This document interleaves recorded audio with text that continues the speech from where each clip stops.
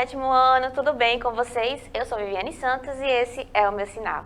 Sejam todos bem-vindos à aula de língua portuguesa, tá certo? Eu tô aqui acompanhada de duas mulheres maravilhosas, mas antes de apresentá-las, eu vou me autodescrever para quem tá aí em casa, tá?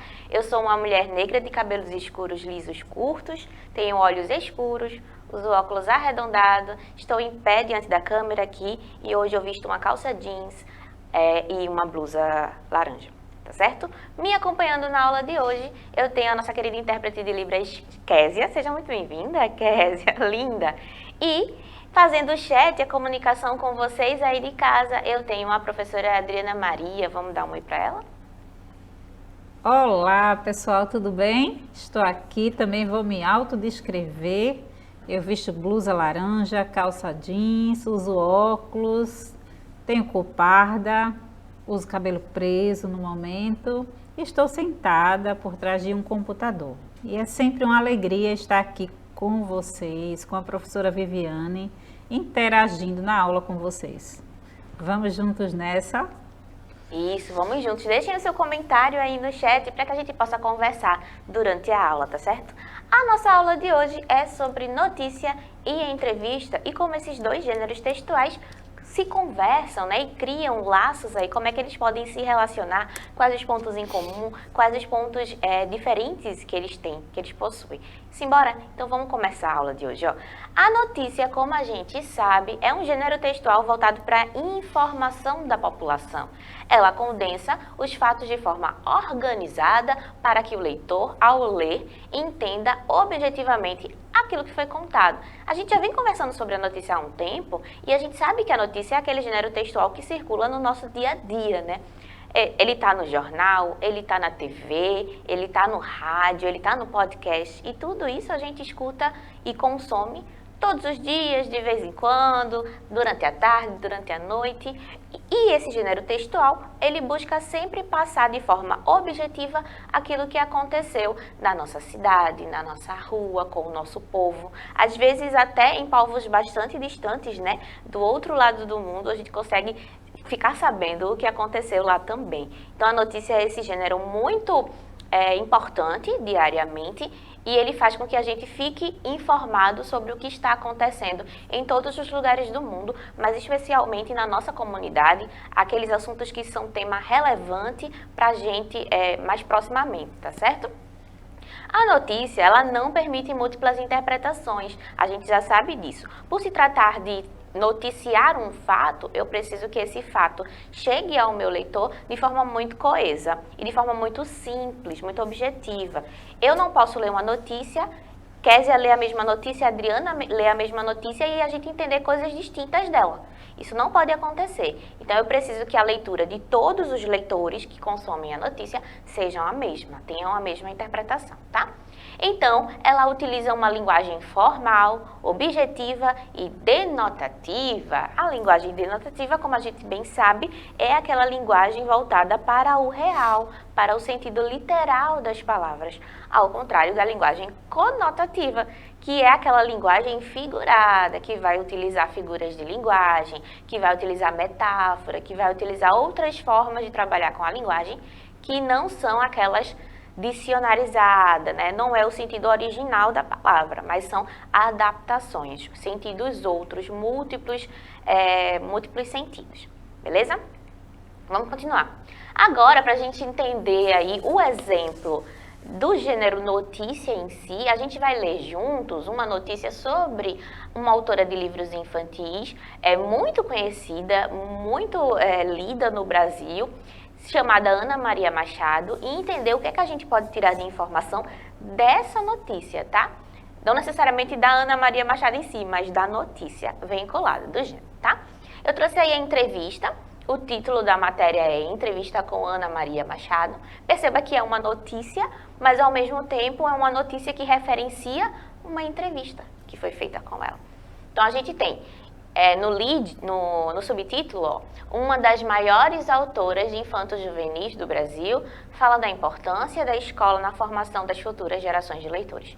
Embaixo a gente tem a referência de onde a notícia foi veiculada, o jornalista que a produziu. Mais abaixo a gente tem uma imagem da própria Ana Maria Machado, né? bem feliz aí com o seu livrinho na mão. E ao lado a gente tem a matéria, né? E aí no corpo da matéria tem assim, ó. O livro está tão incorporado à vida de Ana Maria Machado que se mistura aos badulaques. Badulaques são bijuterias, então anéis, brincos, colares, tudo que ela carrega na bolsa. Para onde quer que vá, carrega um exemplar entre batons e chaves. Não passa um dia sem ler ou escrever algumas linhas. Aos 59 anos, já publicou 107 títulos, 97 dos quais para crianças, e é reconhecida internacionalmente. Sua obra foi publicada em 19 países e no ano passado ela conquistou o prêmio Hans Christian Andersen, o Nobel da Literatura Infanto-Juvenil. Então a gente tem uma comparação aí entre os dois prêmios, é como se esse outro prêmio fosse equivalente ao Nobel, porque o Nobel ele não é de literatura infantil, ele é de literatura geral, né? E continuando o texto, ó, num país conhecido pelos baixos índices de leitura, Ana Maria é otimista. Acredita que seu hábito ainda será compartilhado por todos um dia. Ler é muito gostoso. É natural que as pessoas gostem, diz. Só falta alguém que desperte esse interesse. E aí a entrevista continua. Então aqui a gente já tem toda a estrutura da notícia, como a gente conhece, a gente tem o título, que é a manchete, a gente tem o subtítulo, a gente tem o lead, que é esse primeiro parágrafozinho, e o resto do texto, junto com uma imagem, junto com uma legenda da imagem. Então a gente tem a estrutura da notícia bastante definida. E o que é curioso aqui sobre essa notícia é justamente esse hibridismo entre a notícia, que é o gênero textual que busca informar, e perceba que o texto está todo em terceira pessoa, a não ser quando Ana Maria Machado fala. Porque aí quando ela fala, ela está falando em primeira pessoa. E as marcas dessa oralidade aparecem aí no texto, porque quando ela fala, o texto começa, abre aspas, e aí colocam a citação direta daquilo que ela falou, e fecha as aspas, tá certo? Então, é um texto interessante para a gente perceber as marcas e a estrutura da notícia, tal como a entendemos, e também entender como é que se dá essa costura aí entre a notícia e a entrevista, juntinhos no mesmo lugar, tá? Ó, a gente vai dissecar agora o texto, a gente tem o título, né, entrevista com Ana Maria Machado, e abaixo, onde tem essa setinha apontando branca, a gente tem o subtítulo. E o subtítulo vai ser essas duas linhas que dão uma informação a mais. Ó, o que a gente tem de informação no título? A gente só tem que é uma entrevista e com quem é? Com a Ana. Abaixo, a gente já tem quem é Ana. Ana é uma das maiores autoras infanto-juvenis do Brasil. Fala da importância da escola na formação das futuras gerações de leitores. Então, a gente já tem quem é ela e a gente já tem sobre o que ela falou na entrevista. Então, a gente já tem um direcionamento maior para o leitor daquilo que vai acontecer no texto, tá? Abaixo da setinha roxa, a gente tem as marcas de autoria e a data de publicação da notícia. Então, eu tenho aí a fonte, quem fez, né, o jornalista responsável, e eu tenho também a data. Essa entrevista é de 1 de setembro de 2001, então faz um tempinho. Abaixo a gente tem o lead, que por outro lado nos dá mais informações sobre a autora, assim como um prelúdio do que aparecerá na entrevista, tá certo? A gente continua condensando várias informações aqui. Nesse primeiro parágrafo que a gente leu, a gente consegue perceber alguns pontos. Primeiro, o nome completo da entrevistada, então eu consigo, com essa informação, já fazer pesquisas outras sobre a vida dela, sobre o aporte biográfico. Eu também consigo fazer uma pesquisa que dê conta do trabalho dela. Então, quais são os livros da Ana que eu posso pesquisar, ler, ter acesso, né? Quais são os mais famosos. Eu consigo também fazer pesquisas várias, tendo essa informação. Eu tenho outros dados, por exemplo, a autora sempre carrega livros na bolsa e lê todos os dias. Isso é uma curiosidade, né? E é uma informação também verídica, se ela assim o faz. Então, se ela tem esse hábito da leitura constante e sempre carrega na bolsa, é importante que o meu leitor saiba que que é um hábito natural para essa escritora, né? A gente também tem a referência a alguns livros publicados dela, o seu trabalho. Então, a partir da notícia, a gente consegue fazer esse reconhecimento, né? Poxa, eu nunca escutei falar sobre a Ana Maria Machado. Então, eu consequentemente não conheço as obras dela, né? Muito provavelmente. Então, a partir da notícia e da organização daquilo que ela produziu, eu consigo ir atrás dessas obras, muito provavelmente entrar em contato com a literatura dela, que é muito boa, né?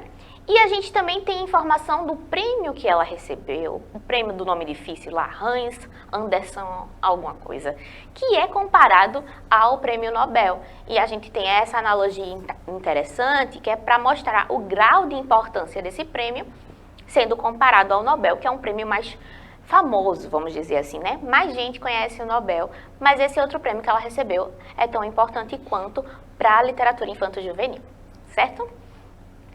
Outras características do nosso texto, vamos embora. A gente tem a linguagem denotativa, que é aquela linguagem apegada ao real, ao sentido primeiro da palavra, então é uma linguagem literal, vamos supor assim, vamos dizer assim, não há como eu entender de outra forma.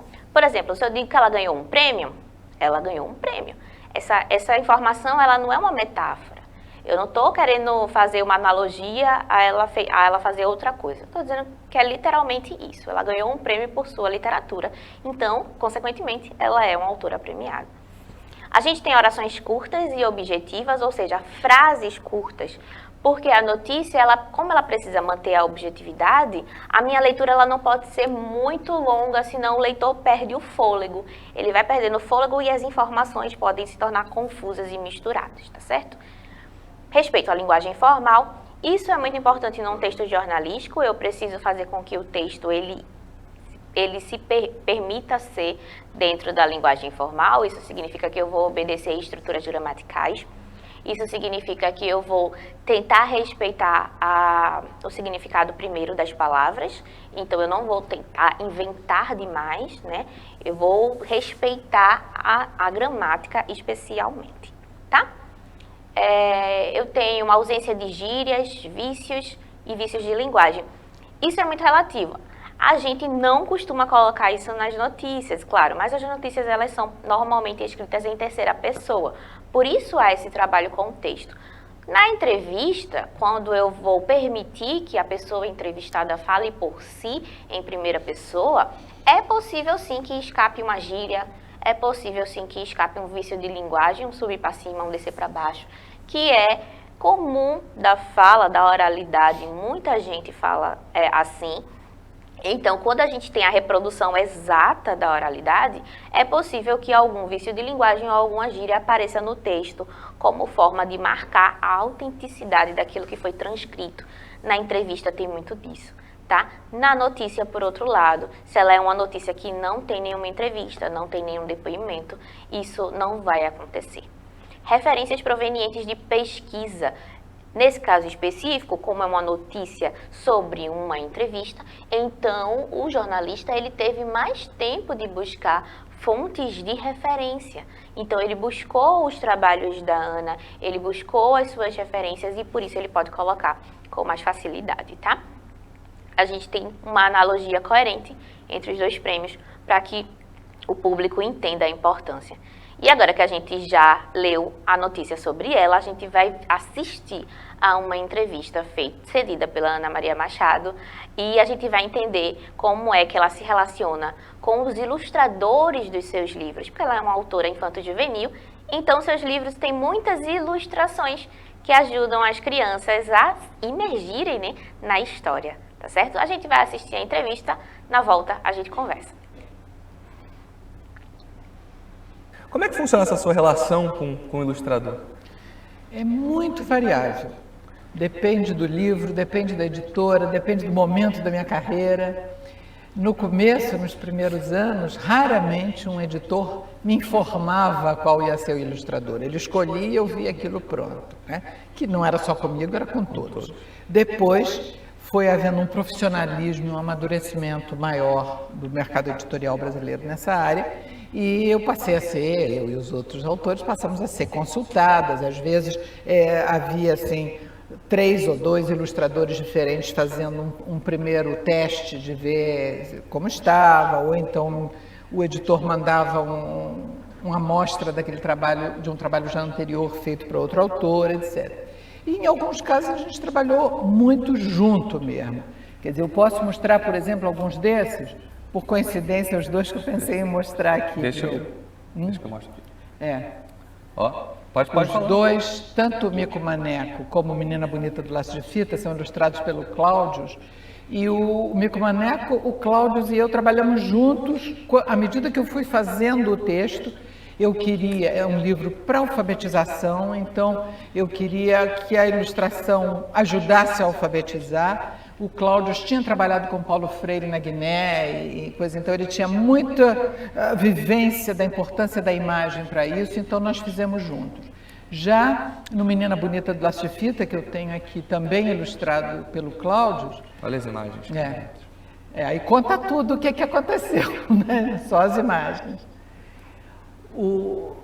E sempre foi muito bom trabalhar com o Cláudio, porque a gente se entende muito nisso.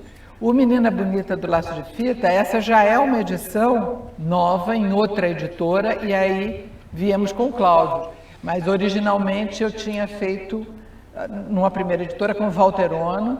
Foi uma história primeiro publicada em revista e de cada vez teve um ilustrador. E é uma história que pelo mundo afora ela é traduzidíssima, ela é um grande sucesso e sempre com ilustrações bem diferentes e ótimas. Eu adoro ver as diferenças.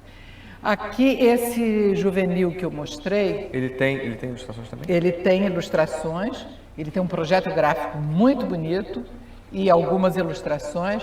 E as ilustrações me foram sugeridas, o ilustrador me foi sugerido pela editora, o Rodrigo Rosa, que é um ilustrador de quadrinhos originalmente. Olha que legal. Eu amei o trabalho dele, gostei muito, não conhecia, foi muito bom incorporar e fazer essa parceria, né? Quer dizer, a gente tem aqui outro, Vamos? o Bisabel, esse aí, ele já tinha vendido 2,5 milhões de exemplares na edição anterior, com a ilustração anterior, com ilustrações da Regina Holanda, muito bonitas, a lápis.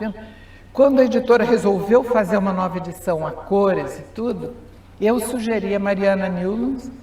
Acho que foi o primeiro livro que ela editou, que ela ilustrou, não sei se ela tinha alguma coisa, mas eu conhecia o trabalho dela de designer e eu gostava muito. Então, Os traços são diferentes, né? Muito legal. são muito diferentes. Então, de cada vez é uma coisa diferente.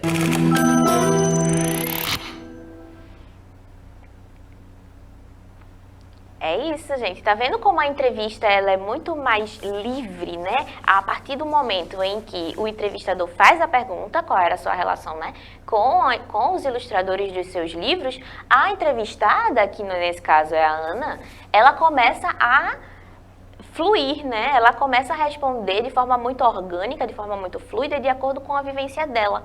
Então, uma das principais características da entrevista, embora os temas sejam acordados previamente, é essa fluidez. Não há como controlar ou prever aquilo que o entrevistado vai responder. Então, aqui a gente consegue perceber que ela vai entrelaçando, ela conta uma história dentro da outra. Quando vê, ela já falou aí de uns 4 ilustradores, da experiência dela na Guiné, com não sei quem. Então, tem muita informação e essa liberdade, ela aparece muito na oralidade. Ao mesmo tempo em que ela vai falando, vai citando os nomes dos ilustradores e vai dizendo o que acha deles. Então, a gente também tem as inferências daquilo que ela pensa, né? Então, fulano fez essa ilustração, eu gosto muito. Então, ela vai adjetivando aquilo que ela presencia, né, do trabalho de outros profissionais e da relação dela com os seus próprios livros e com esses profissionais que ajudam a compor o livro dela, né? Afinal, se um livro infantil, ele é a mistura do texto verbal e do texto não verbal, o livro dela só está completo e ele só é vendido com o trabalho de outros profissionais. Então, é sempre um acordo ali, uma parceria, né, que precisa dar certo, ela precisa gostar das ilustrações, e que bom que isso aconteceu, né, de forma tão orgânica. Então, a gente consegue perceber algumas coisas nesse trecho de entrevista, que foi bem curtinho, né? O primeiro é a presença de 2 pessoas na entrevista. Não dá para fazer uma entrevista sozinho, uma andorinha só não faz verão. Então, é preciso ter um entrevistado e um entrevistador, tá? O entrevistador e o entrevistado. A gente tem o tempo para que o entrevistado elabore a sua resposta, né?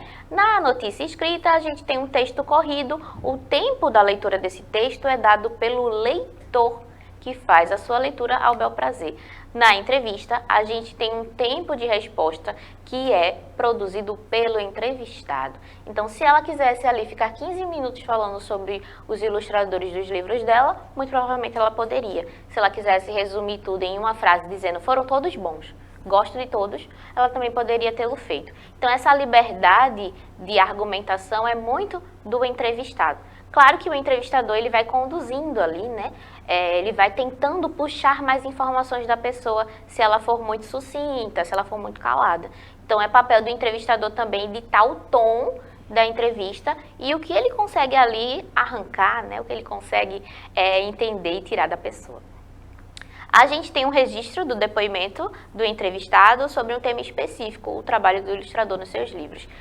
A entrevista, especialmente a entrevista que é feita em formato de vídeo, ela não te dá dúvidas, porque ela é um combo. Ela tem a parte textual, ou seja, aquilo que o entrevistado te conta na oralidade, mas a gente também tem a junção de outros elementos. Por exemplo, a gente tem um ambiente, a gente tem o depoimento sendo gravado em vídeo, então eu posso assistir e reassistir aquilo que a pessoa disse. E ela não tem como modificar, né, porque é um recurso que está gravado, então é editável até certo ponto. E a gente também tem outras características como o comportamento gestual. A gente tem expressões faciais, a gente tem tom de voz, a gente tem trejeitos, movimento com as mãos, movimento corporal, como é que eu sento na cadeira, se eu estou confortável naquela situação ou não. Tudo isso, toda essa estética, ela passa informações sobre o entrevistado. Então, se um convidado está desconfortável na cadeira, significa talvez que ele não queira estar ali, né? Ao mesmo tempo, se ele dá respostas rudes, pode significar também que ele não queira estar ali. Então, tudo isso são elementos que vão ajudando a gente a entender a entrevista e o entrevistado. Na entrevista, é comum que o entrevistado utilize uma linguagem comum do seu cotidiano. Isso significa que expressões como né, tá, bom ou bem, né, tá bem, tá bom, claro, etc., vão fazer parte dessa oralidade. Não foi muito o caso da Ana Maria Machado, até porque é uma escritora, então é uma pessoa que tem um recurso vocabular amplo, né? Mas é possível sim que recursos da oralidade, que vícios de fala, que âncoras, a gente chama de âncora discursiva, né? Quando a gente termina a frase repetindo uma mesma palavra, como o né que eu usei agora. Então a gente chama isso de âncora, é onde a gente se apoia para poder construir a nossa mentalidade, a nossa linha de raciocínio quando está falando. Embora possamos ter acesso ao trabalho da escritora por meio de seus livros, a entrevista é uma forma de acessar seus pensamentos, nunca totalitariamente, tá? É sempre parte dos pensamentos, inclinações e julgamentos sobre o trabalho de outros indivíduos que impactaram o resultado final do seu livro. Se eu não fosse até a Ana para perguntar, eu não, né? O moço que a entrevistou, o jornalista que a entrevistou. Se ele não fosse até ela para perguntar o que ela tinha achado dos ilustradores, é possível que nós nunca, né, pudéssemos saber. Então, esse movimento dela dizer o que ela achou só é possível através da entrevista ou através de um relato, através de um texto em que ela possa contar como se sente, né? Acessar esse subjetivo através do seu próprio depoimento. Tá? Perceba que, no entanto, na notícia escrita, temos a reprodução fidedigna daquilo que foi dito pelo escrito por meio do discurso direto. Utilizando a citação, o discurso direto é marcado pelo uso de aspas, tá? Ler é muito gostoso, é natural que as pessoas gostem. Isso foi o que ela falou diretamente. Esse trecho é uma marca de discurso direto quando uma pessoa fala por si. E na entrevista do vídeo, temos a visualização desse discurso, incluindo trejeitos corporais, expressões faciais, maneirismos, posição diante do entrevistador e do ambiente. Então, tudo isso ajuda a gente a configurar se ela gostou da entrevista, se ela estava gostando do assunto. Perceba que a partir do vídeo, ela pega vários livros, né? Ela vai articulando sobre as ilustrações, vai trocando um livro pelo outro, fazendo o percurso dela argumentativo ali. Então, isso mostra o envolvimento dessa pessoa com o assunto abordado. Beleza? Professora Adriana, acabou nossa aula, simbora. Pois é, Viviane, acredito que vocês tiveram bastante informação sobre essa aula, não é? Entrevista, notícia, Ficamos por aqui. Até mais, pessoal. Eu me despeço por aqui também. Eu espero que vocês tenham gostado da aula. Procurem os livros da Ana para ler. Lá na árvore do livro tem, tá certo? Um cheiro e até a próxima.